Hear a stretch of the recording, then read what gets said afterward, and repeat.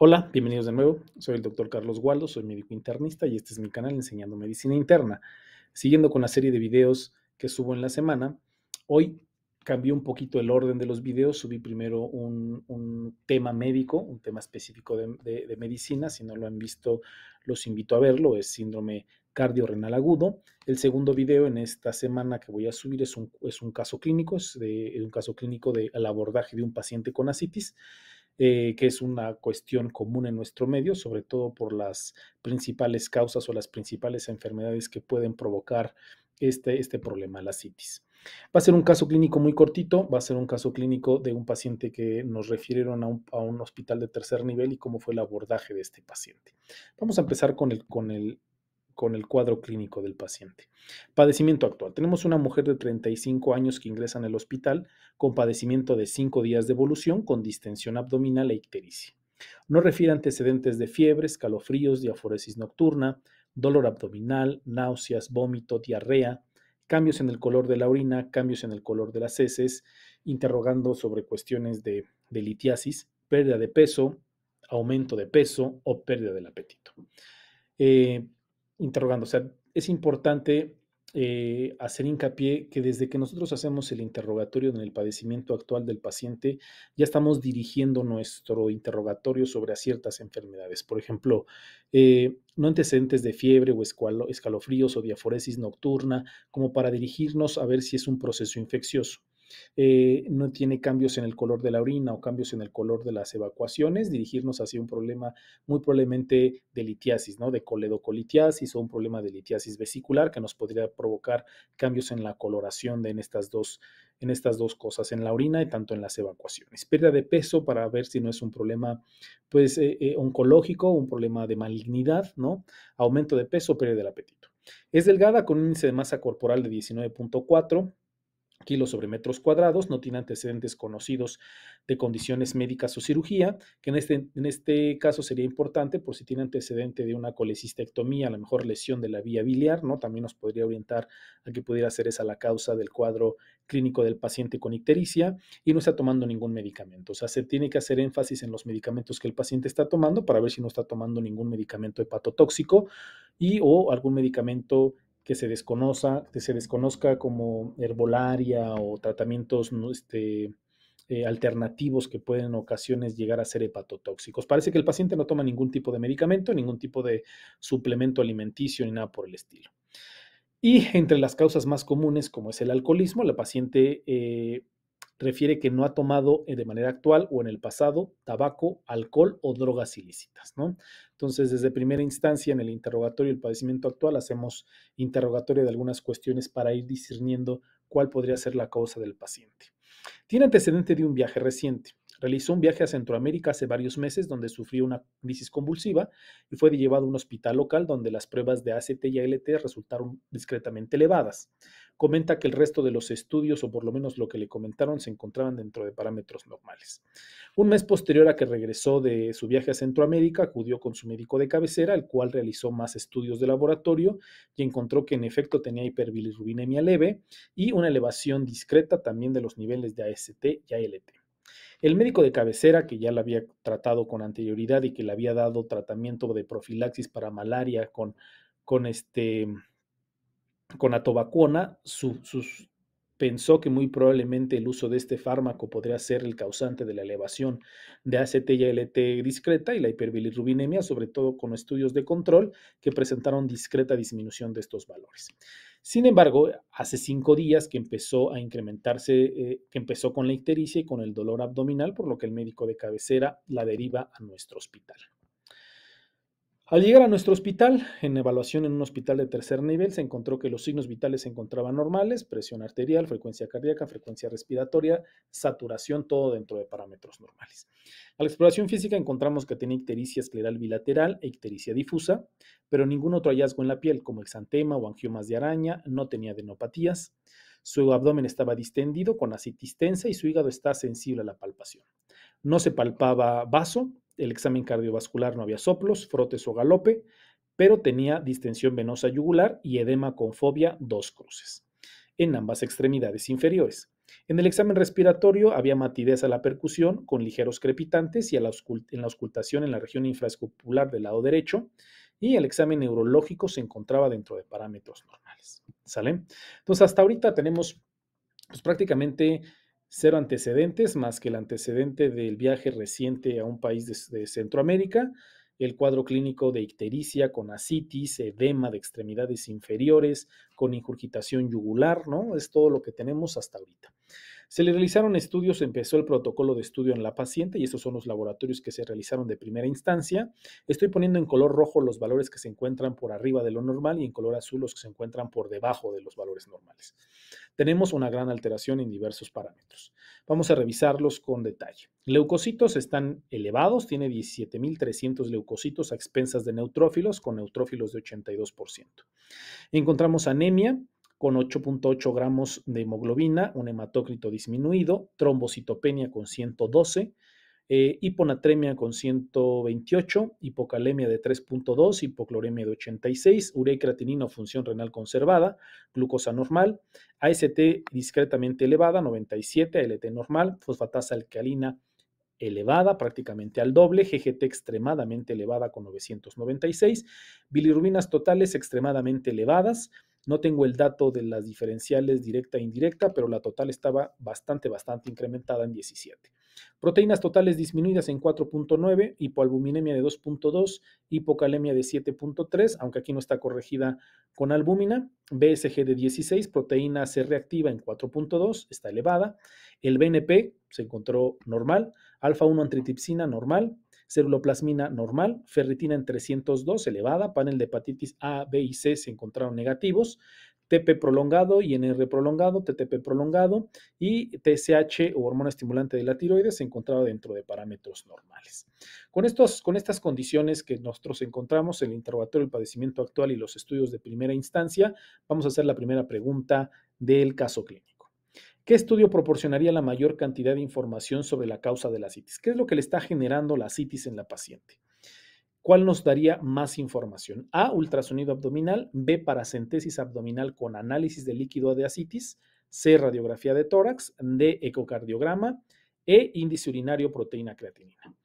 Aquí pues va a depender mucho sobre cuáles serían nuestras posibilidades diagnósticas, en qué estamos pensando, ¿no? Ultrasonido abdominal, pues para ver los datos de vía biliar, del hígado, vaso, ¿no?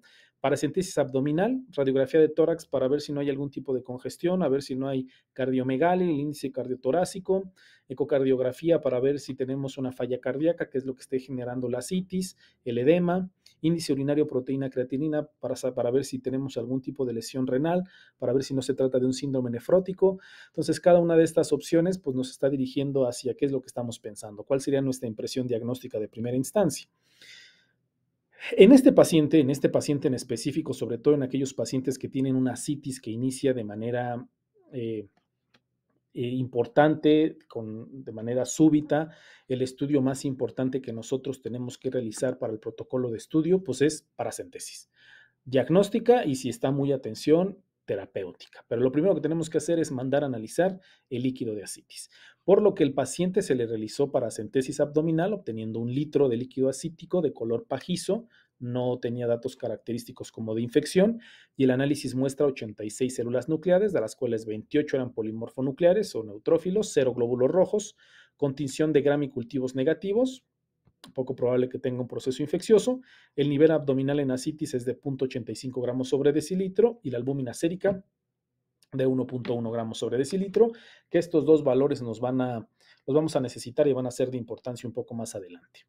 De todas maneras, dentro del protocolo de estudio del paciente, para descartar algunas otras causas, sobre todo porque no tenemos antecedentes de importancia que nos orienten hacia algún tipo de patología, se hicieron algunos otros estudios como ultrasonido abdominal, el cual reportó que había un hígado difusamente ecogénico, sin lesiones focales, ascitis moderada, flujo normal de la vena porta, sin dilatación del conducto biliar intrahepático o extrahepático y el resto del ultrasonido abdominal se reportaba normal.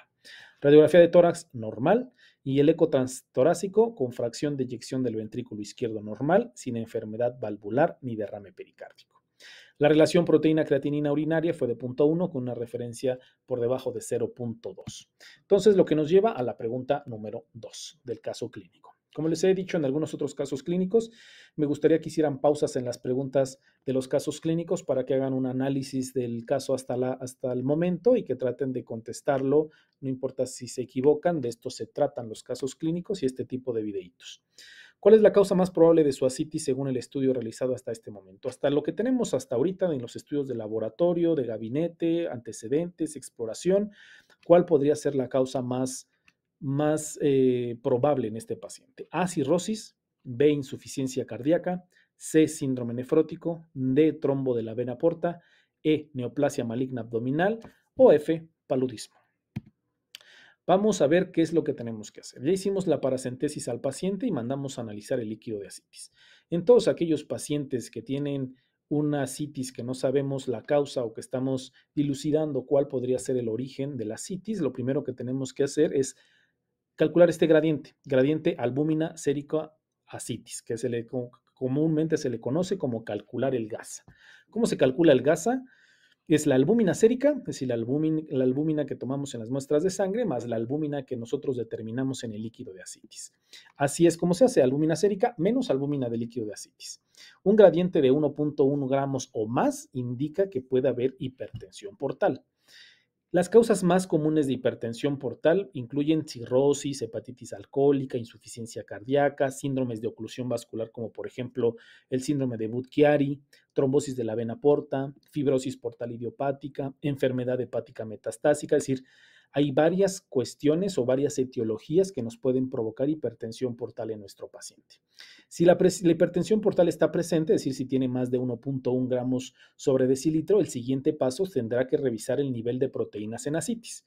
Esto nos va a ayudar a distinguir entre dos etiologías: si es un origen sinusoidal o posinusoidal.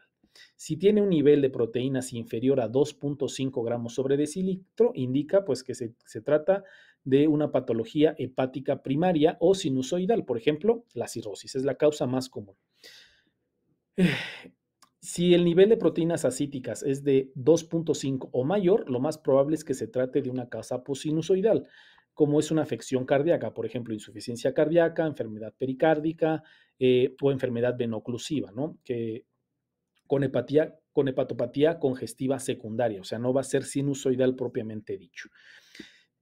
Por el otro lado, si el GASA es inferior a 1.1 gramos sobre decilitro, es probable que la ascitis no se deba a hipertensión portal y se trate más de un problema, pues más que nada peritoneal. Y las causas peritoneales pueden ser diversas, desde infección, es decir, tuberculosis peritoneal, que sea malignidad, como carcinomatosis por un cáncer ovárico, ascitis pancreática por una pancreatitis que haya provocado ascitis y derrame pleural, como puede ser en algunos casos de pancreatitis, o inclusive un síndrome nefrótico. Entonces, el primer paso que tenemos que hacer en el paciente con ascitis, que no sabemos la causa y que los antecedentes y el interrogatorio no nos ayuda mucho, tenemos que calcular el GASA. En nuestro paciente el GASA fue de 1.35. Si nosotros vemos la albúmina sérica era de 2.2 menos la albúmina de líquido de ascitis era 0.85. 2.2 menos 0.85 nos da un valor de 1.35 gramos sobre decilitro, lo que nos indica que el paciente muy probablemente tiene hipertensión portal. Ahora, si el paciente tiene hipertensión portal, o todo parece indicar eso, entonces revisamos la proteína ascítica de nuestro paciente, que es de 0.85, lo que es menor a 2.5, lo que nos orienta a que el problema muy probablemente sea sinusoidal, lo que nos lleva a la conclusión de que muy probablemente el origen de la ascitis de nuestro paciente sea cirrosis.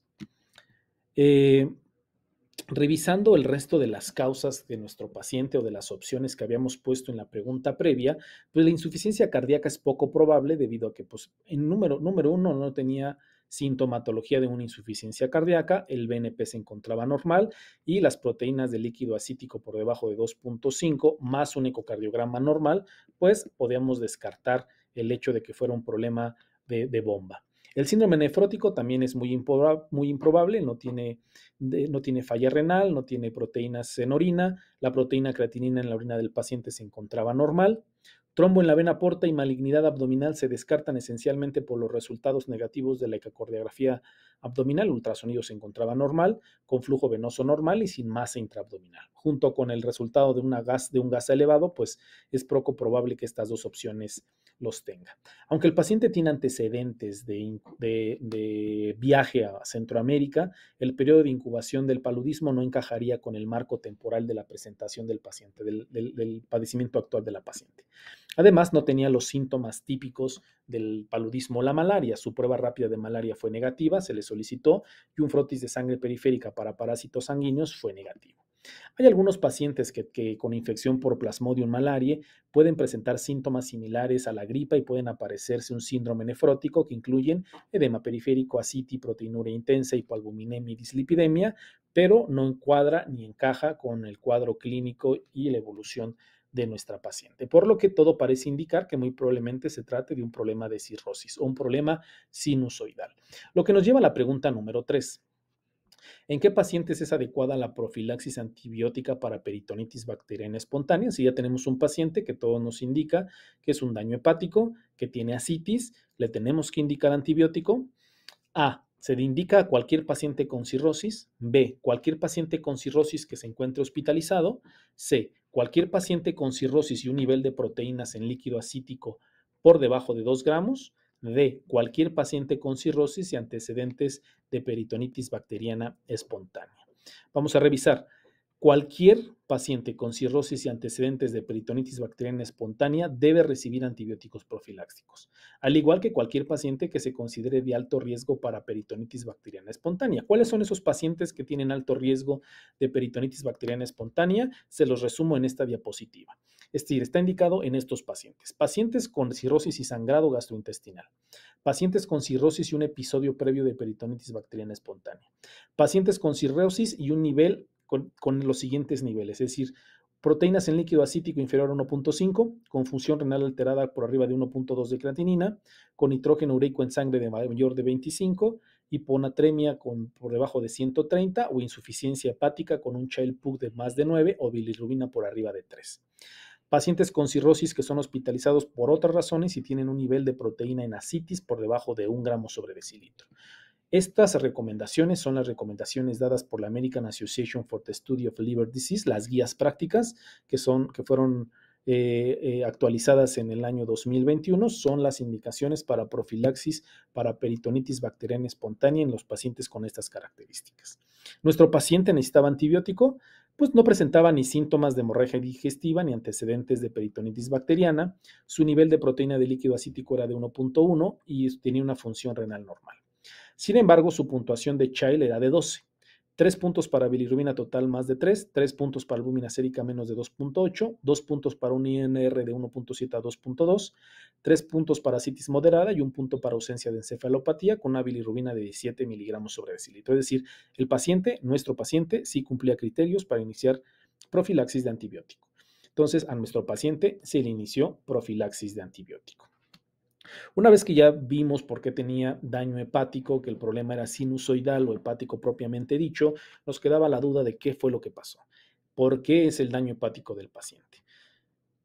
La paciente jura y perjura que no toma alcohol, no toma bebidas alcohólicas, no utiliza drogas, no ha recibido transfusiones, no tiene contactos sexuales o promiscuidad, tiene el panel de hepatitis A, B y C negativo. Entonces nos quedaban bastantes dudas sobre cuál era la etiología del problema, de dónde había salido ese daño hepático.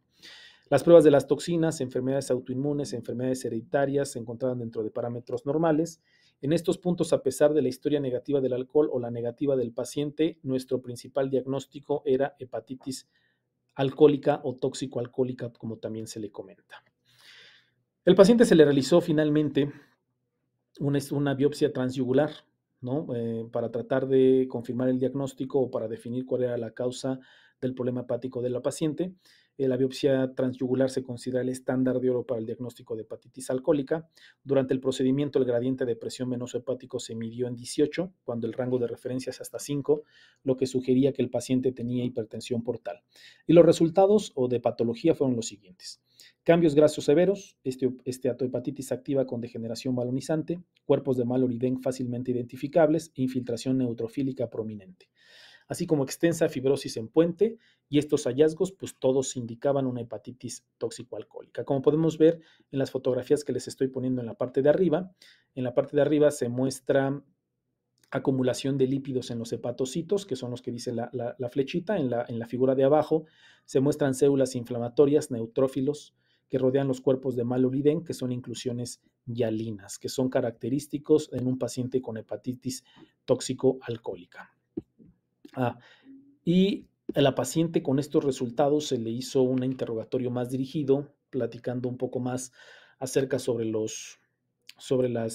alcoholismo, y finalmente terminó comentando que había consumido cantidades significativas de alcohol desde los 18 años, de 6 a 12 bebidas alcohólicas por día, incluyendo cervezas y algunos otros tipos de destilados, por lo que tanto en base a nuestra información, en la ictericia, la citis, la biopsia, pues confirmamos que el problema principal de la paciente era una hepatitis alcohólica o una hepatitis tóxico-alcohólica, como le quieran llamar.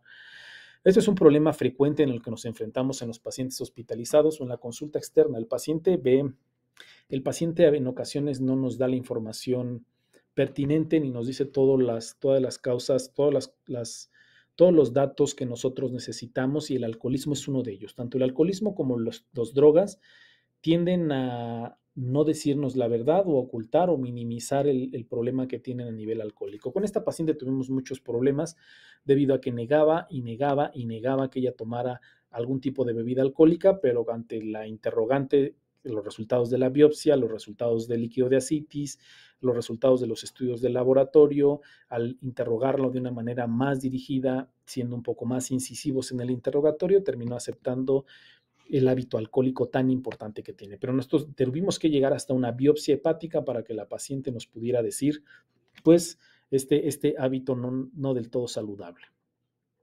En los pacientes que ya encontramos que tienen hepatitis alcohólica, ¿cuándo es adecuado el tratamiento farmacológico? Y me refiero al tratamiento farmacológico a los corticosteroides. ¿Cuándo estarían indicados en los pacientes con hepatitis alcohólica? Puntuación de MELT superior a 12, puntuación de MELT superior a 15, puntuación de Maddrey superior a 25, puntuación de Maddrey superior a 32, puntuación de Glasgow superior a 5 o puntuación de Glasgow superior a 7. La mejor respuesta para esta pregunta es la puntuación de Maddrey por arriba de 32. Hay diferentes escalas que nosotros podemos utilizar para discernir el tratamiento, si vamos a iniciar tratamiento o no en el paciente con hepatitis alcohólica. Dentro de estas son estas tres que ya les comenté: función discriminante de Maddrey, la puntuación de MELT y la puntuación de Glasgow. Estas tres nos pueden orientar o nos pueden ayudar a tomar decisiones sobre el inicio del tratamiento, sobre todo de corticosteroides. Estas tres escalas comparten algunos parámetros, como el tiempo de protombina o el INR, la bilirrubina total, y vamos a tomar decisión de iniciar esteroide cuando el Maddrey esté por arriba de 32, cuando el Glasgow sea superior a 9 o el MELT sea superior a 21. Estas son las fórmulas que nosotros utilizamos para calcular el de arriba en el índice de Maddrey, y el de abajo la escala de Glasgow pronóstica para hepatitis alcohólica, y por último la escala de MELT que también utilizamos para ver si nosotros podemos o no iniciar tratamiento corticosteroide. Este es un algoritmo que viene muy rápido sobre cómo tenemos que iniciar el tratamiento con esteroides, cuándo suspenderlo, cuándo continuarlo. El tratamiento típico es la prednisolona. En México no tenemos prednisolona, podemos usar prednisona a las mismas dosis o pentoxifenina. Y la puntuación de Line nos va a ayudar para tomar decisiones acerca de la continuación o suspensión de los corticosteroides. Entonces, paciente que tenemos signos y síntomas clínicos, que tenemos el diagnóstico de hepatitis alcohólica, vamos a evaluar la severidad con cualquiera de las tres escalas que ya les comenté: Maddrey, MELT o Glasgow. Si el paciente tiene un Maddrey por arriba de 32, un MELT por arriba de 21, un Glasgow por arriba de 9, vamos a iniciar esteroide. Prednisolona o prednisona 40 miligramos al día o pentoxifilina 400 miligramos 3 veces al día. Vamos a evaluar la respuesta del esteroide calculando el índice de Light en una semana de que se inició el tratamiento. Si el AIL es por debajo de 0.45, podemos continuar el esteroide hasta completar 28 días. Si es por arriba de 0.45, detenemos el esteroide porque no se va a ver beneficiado de continuar con este mismo tratamiento. En aquellos pacientes que tienen un MADRI debajo de 32, un MEL por debajo de 21 o un Glasgow por debajo de 9, el tratamiento no está indicado, el esteroide ni la pentoxifilina están indicadas, por lo que tendremos que dar cuidados de soporte, vigilancia y ver la evolución del paciente. ¿Y cómo fue nuestro paciente? La puntuación de función discriminante o de MADRI de nuestro paciente fue de 50, el Glasgow fue de 9 y el MELD fue de 28. Por donde tú lo vieras, con las 3 escalas, el paciente tenía indicación de iniciar esteroide, por lo que se le inició prednisona oral. Después de una semana se calculó el índice del AIL, el cual fue de 0.119, lo que nos decía que muy probablemente iba a tener un buen pronóstico, por lo que los esteroides se continuaron hasta un total de 28 días. Hay que hacer hincapié en una cosa. Hay algunos estudios que nos hablan de que el uso de pentoxifilina o prednisona o inclusive en combinación en términos de tasa de mortalidad es cuestionable. Hay evidencia de que la administración simultánea de ambos fármacos puede mejorar las tasas de mortalidad, pero la verdad es que los resultados de los estudios que tenemos hasta ahorita son contradictorios, pero pues es lo que tenemos a la mano. ¿Sale? Sin embargo, la medida más importante en estos pacientes, la que es de primera línea y que todos los pacientes tienen que tener, es la abstinencia de alcohol, suspender la ingesta de alcohol de una manera definitiva. ¿Qué es la hepatitis alcohólica? Pues la hepatitis alcohólica es un síndrome clínico que se caracteriza por ictericia, insuficiencia hepática, en el contexto muy a menudo de una ingesta excesiva de alcohol que ha sido durante un periodo prolongado. No se conoce con exactitud la incidencia de este tipo de enfermedad, se encuentran más comúnmente entre 40 a 50 años, pero la verdad es que se puede presentar a cualquier edad dependiendo de la ingesta de alcohol que tenga el paciente. Y las características clínicas del paciente son ictericia que se presenta muy rápido, en menos de 3 meses, signos y síntomas comunes que incluyen fiebre, ascitis, pérdida de músculo, un hígado agrandado y doloroso. Encefalopatía se puede presentar en casos ya avanzados o graves de encefalopatía hepática. ¿En quién tenemos que sospechar esta enfermedad?